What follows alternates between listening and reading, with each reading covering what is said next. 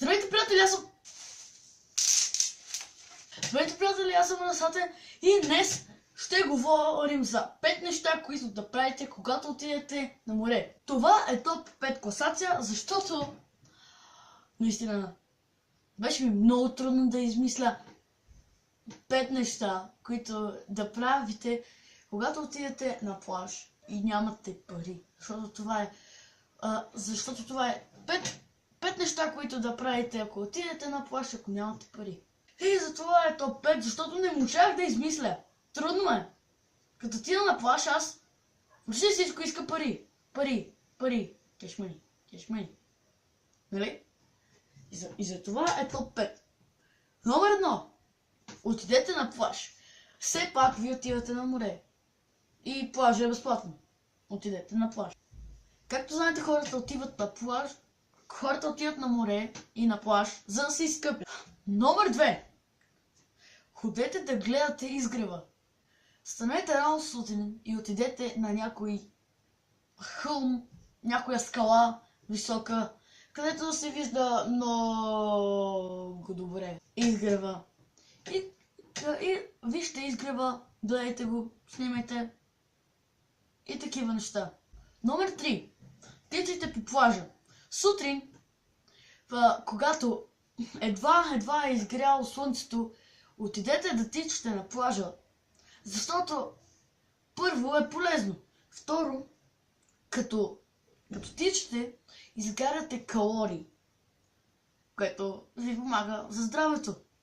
Мисля, то е здравословно. И още ще усетите приятния и свеж аромат на океана или морето.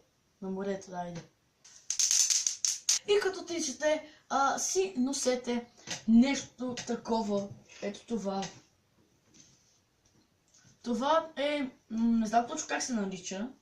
Това е просто, вътре си слагате телефона и през тези дупки, ето тук, промушвате слушалки и така, докато тичате, си слушате музика.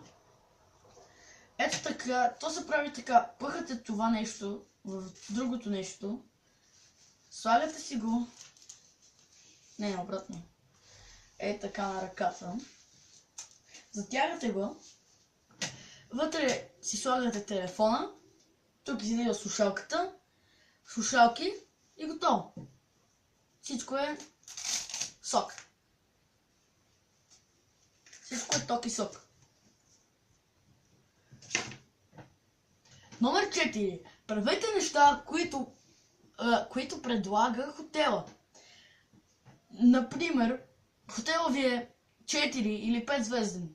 Отивате на басейн, джакузи. Отивате на басейн или на джакузи, или в фитнеса. Играете малко тенис на маса. Или каквото искате. И стигнахме до номер 5. Номер 5 е, преди да тръгнете до морето, си вземете топка, някаква топка, футболна, волейболна, баскетболна и така, като отидете на море в някой град или село или някъде си, няма как да няма игрище, на което да играете. И като, ако сте отишли сами, ако сте, например, с само вие или родителите, просто отивате при някои деца, които играят и казвате: здравейте, аз съм, запознавате се и питате дали може да играете. Здравейте, приятели, аз съм Расате, може ли да играя с вас? Те ви отговарят с не, много ясно. Не знам как ще ви отговорят, но ако ви отговорят да играете, ако ви отговорят с не, просто си търсите други деца. И това беше 5 неща, които да правите, като отидете на море и нямате пари. Благодаря, че гледахте това видео.